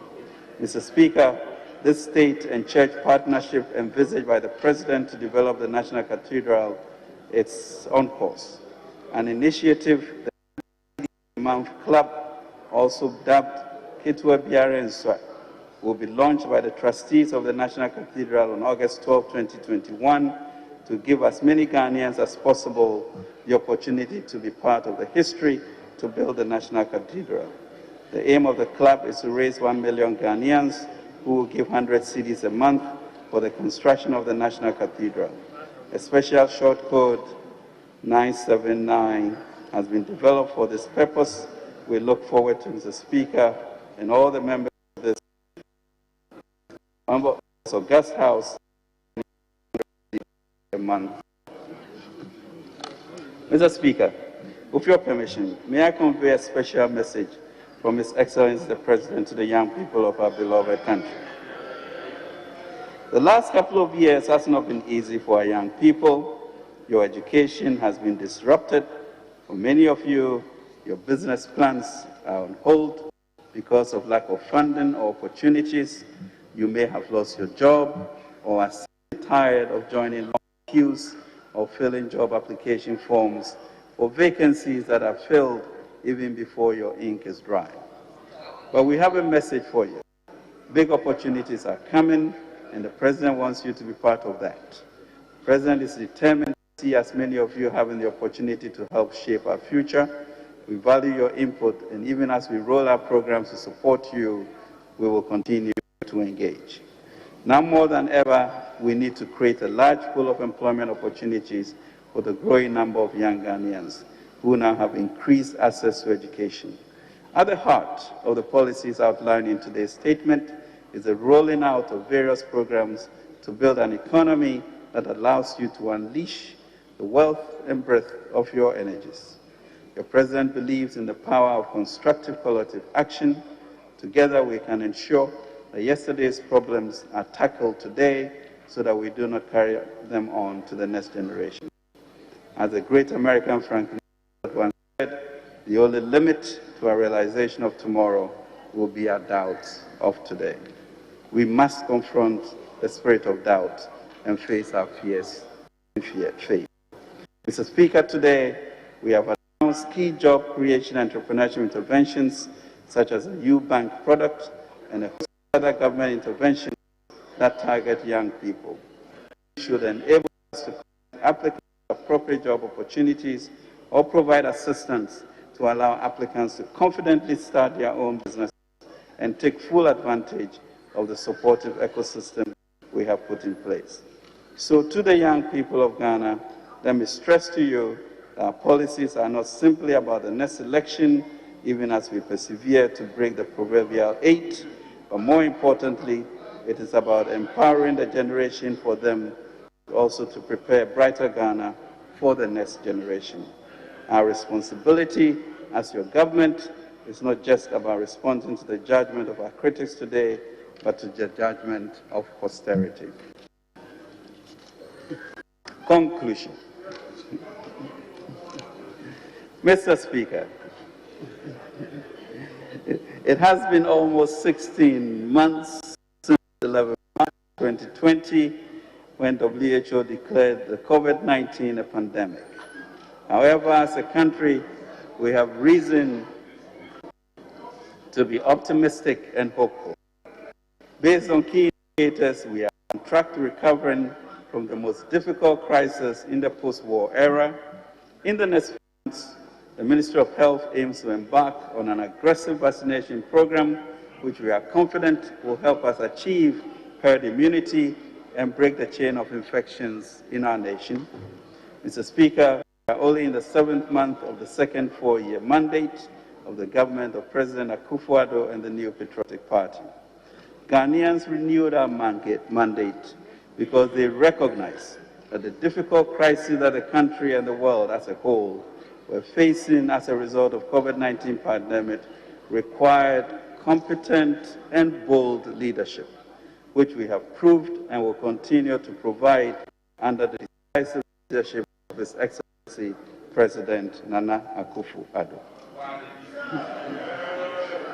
Mr. Speaker, permit me to say, with all the confidence that I can muster, that the President promised to leave at the end of his term in January 2025 a legacy of a proud and confident nation at peace with itself and the world around it is on course. We are pushing the boundaries of our economic activity and doing so right from the center of a fast integrating single market for the continent of Africa. If we stay on course, Mr. Speaker, a few years from now, within this decade, Ghana's strategic place at the center of the Africa Continental Free Trade Area of 1 billion consumers and some 2.5 trillion GDP and growing will become a reality. The policies of this government in education, infrastructure development, industrialization, in fast-tracking digital technologies, in strengthening the financial services sector, in foreign diplomacy, are all being deliberately pursued and synchronized to get this generation to establish Sub-Sahara's first independent nation, Ghana, as a commercial and investment center for Africa. We began by setting the country on a transformation track back in 2027 with our bold vision of a Ghana beyond aid. The recovery is on. We are back on track despite the pandemic. The plan of the President is to achieve from this year a strong and sustainable recovery of the economy. Mr. Speaker, our pillars of recovery in 2021 have been built on the strategy of completion, consolidation, and continuity. We choose to be bold in crafting a 2021 budget that deals with the past, delivers opportunities in the present, while investing in the future in a responsible and interconnected manner. Specifically in 2021, we at A, COVID-19 containment measures, including vaccination, creating jobs, B, creating jobs, promoting entrepreneurship and wealth creation, C, developing our infrastructure with priority focus on roads, railway, water, and sanitation, hospitals, and housing, diversifying productivity and high-value services, implementing bold reforms to increase revenue mobilization and the efficiency of public expenditure, deepening structural reforms to make the machinery of government work better for the people, and rolling out digital technologies, e.g. national ID, digital address system, payment systems, interoperability, land title registration, Ghana.gov, to improve our service delivery. Mr. Speaker, the deliberate strategy of the Akufo-Addo government to invest in digital infrastructure and get Ghana fully plugged into the global ecosystem of digital technology has been further vindicated by the COVID-19 crisis. The pandemic has heightened the need for digital technology in our homes, for schools, for work, and even leisure. That is why today, Ghana is at the forefront of using digital technology to expand access to finance and financial products for all Ghanaians. Digitalization is making the delivery of services more efficient, diverse,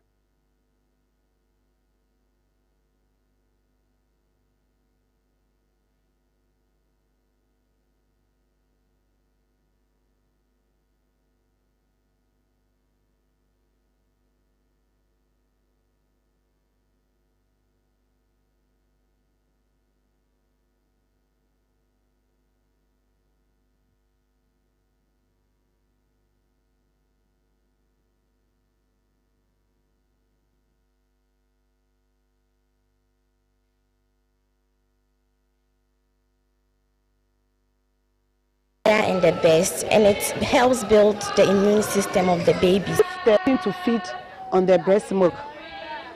What you can do, you have to find out what is causing the baby not to feed on their breast milk. They find it difficult to